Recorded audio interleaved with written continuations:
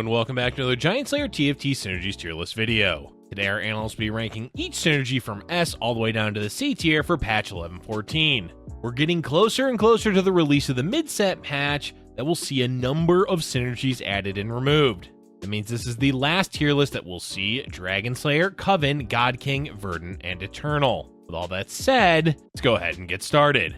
But before we begin, please don't forget to click the links in our description. Give your support to everyone who helped make this video happen. We host many TFT tournaments with plenty of exciting content to come, so be sure to also follow our GiantSlayer TFT social media pages. Alright, let's get back to the video. Starting off our tier list, we have the synergies in the S tier, which consists of Dawnbringer, Caretaker, Invoker, Mystic, Eternal, and Revenant. Vertical traits are still dominating the meta, but they aren't the end-all, be-all of playable compositions. We're seeing a lot of smaller synergies take up a larger role in the late game, though traits like Dawnbringer are still at the top.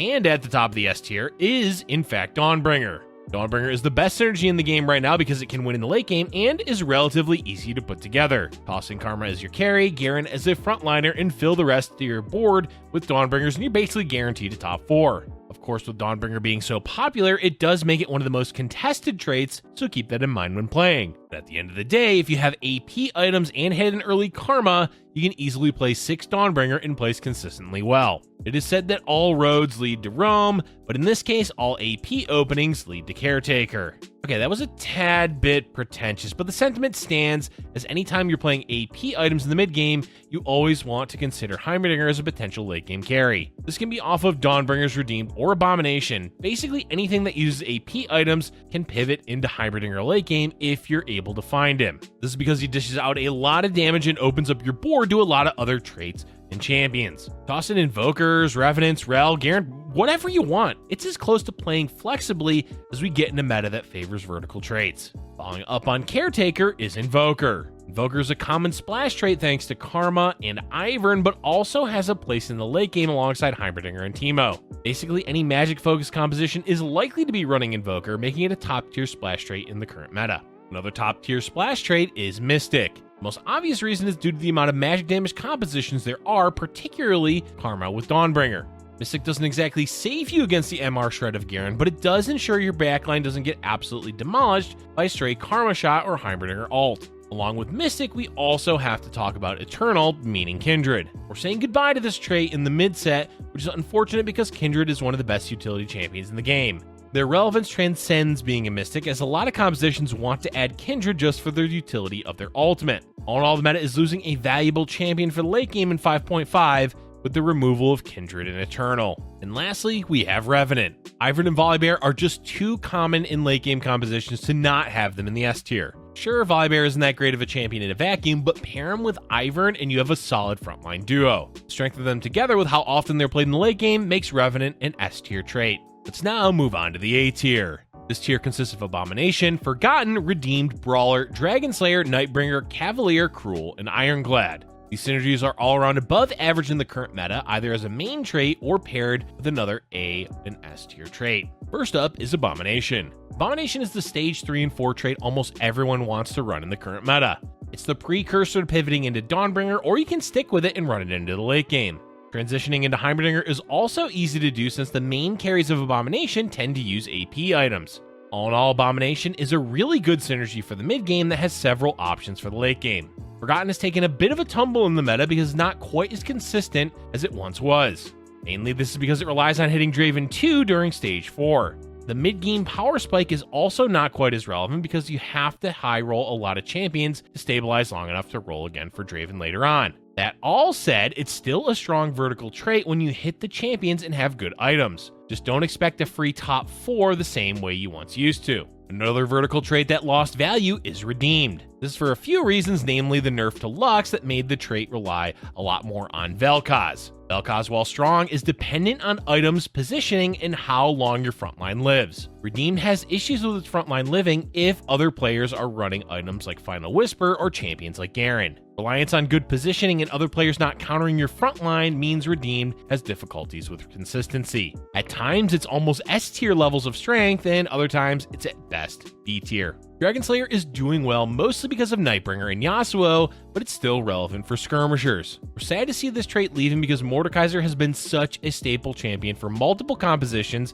and both Trundle and Pantheon have value as frontliners. At least the synergy is relevant in the last meta of Set 5, even though that relevancy is situational. Brawlers are still trucking along as one of the best early game's frontline synergies. Gragas and Nunu are just too good to pass up in Stage 2, and both of them pivot into strong mid-game comps. Overall, the synergy won't be all that relevant late game, but it has enough of an early game impact to warrant a high place on the tier list. Since we mentioned it already, Nightbringer is a synergy that relies mostly on Yasuo. With 4 Nightbringer and 4 Dragonslayer, Yasuo is a formidable carry. Outside of that, well, occasionally Nightbringer sees play with Aphelios and Rangers. But at the end of the day, the trait is mainly a supportive tool for Yasuo carry. Another frontline synergy worth mentioning is Cavalier. Cavaliers aren't quite as prominent in the meta ever since Brand and Hecarim were nerfed, though the trait is still playable. Particularly because of Rel, who is still one of the best champions in the game. So as long as Rel is relevant, then Cavalier will be as well. Old Teemo with Cruel is still a viable choice in the late game, though he's not nearly as valuable as Heimerdinger. The never-ending issue with Teemo is the fact that he costs health,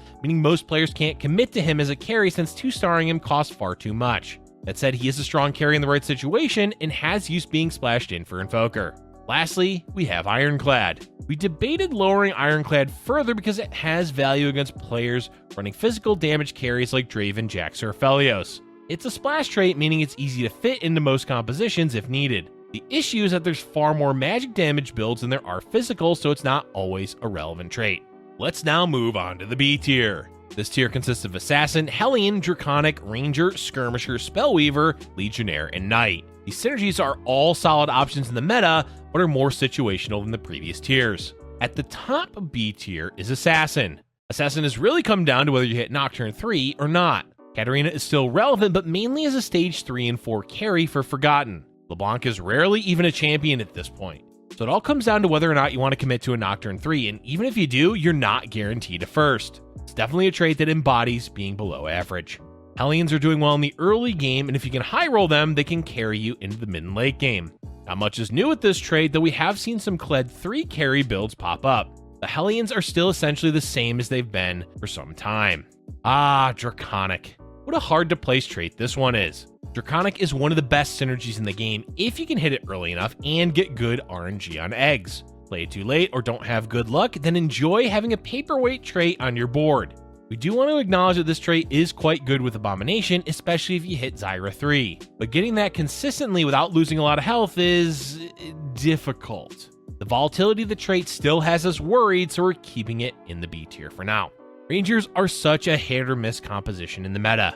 If you get to level 8 comfortably, find Aphelios 2, Kindred, and Darius, then you're sitting pretty in top 4 is on the way. Don't meet any of those requirements, and Rangers will struggle. Thus, it's a very situational trait and one you shouldn't try to force all that often. It seemed like Skirmishers were doing well for a while, and they were, mostly because of Nidalee. But the issue is this synergy, especially with Jax as the carry, doesn't scale well at all in the late game. Once you're hitting Stage 5 and on, Skirmishers will struggle. That said, it's a great Stage 4 composition, just plan to pivot if possible. Spellweaver is weird right now because it is relevant in the meta with Abomination, but it's not all that important, and Vel'Koz doesn't really need it at all since he has Redeemed. Overall, it's a non-essential trait that gets played often because of Abomination. Legionnaire is in a similar boat to Spellweaver. It's being used, but it's not all that essential, and most of the time, you have it by happenstance. Yasuo gains a small amount of value from the heal, but his attack speed is gained more from items in Lulu than Legionnaire. Draven pairs well with Mordekaiser, but you don't have to run Legionnaire for Draven to do well. This leaves Legionnaire in an awkward limbo state where it's being used but isn't all that useful. Lastly, we have Knights, which haven't found much of a purpose in the meta ever since Kayle fell out of favor. Early game, the trait is great, particularly because of Leona. But later on in the game, it becomes less valuable, and with no compositions besides maybe Rangers utilizing it, there's not a lot of reason to play 4 or more Knights in the current meta. Alright, let's move on to the last tier, the C tier. This tier consists of Renewer, Coven, God King, and Verdant. These are the rejects of the meta, particularly the 3 that are leaving in the mid set. The only relevant trait of the C tier is Renewer, which isn't even all that relevant. The issue with Renewer is the amount of value 2 Renewers brings is really not enough. Sure, it will heal your Ivern a bit, or give Heimerdinger a small amount of mana, but not a lot. Koronur is by far more impactful, but it almost is never used. It's definitely not completely useless as far as a C tier trait goes, but it's not that great. Coven is going away in the mid-set to no one's surprise. The Synergy struggled throughout set 5 and only achieved relevance thanks to LeBlanc and Katarina, but neither of those champions are even using Coven in the current meta. There's a lot that could have been done with Coven, but it's easier to just remove it. Garen and Darius are both relevant in the meta, meaning God King is in a lot of compositions. But the God King trait does practically nothing, as a 20% damage boost against specific traits is laughably bad for a trait that's only used by 2 5-cost champions. It's disappointing to see it being removed in the mid-set because it could have been such a set-defining trait. Instead, it'll go down in TFT history as one of the most fake traits they've ever added. And lastly, the trait we've consistently put last on the tier list for all of set 5, Verdant. What else is there to say about Verdant? Could it have been good? Yes. Would it have to be overpowered to be relevant in the meta? Probably. By far, this is a trait that needed to be removed the most, so we're happy to see it going away. And that's all we have for today's tier list video. Overall, the meta is in a great place at the end of set 5. Vertical traits certainly have a leg up on the competition, but they aren't the only viable choices. There's plenty of splash synergies as well, adding a layer of flexibility into the meta that we haven't had for quite a while. Let us know in the comment section below what synergies you're the most excited for in the mid-set and whether or not you'll miss any of the ones being removed. Thank you for watching, and if you're enjoying our content, be sure to hit the like button and subscribe for future Giant Slayer TFT videos.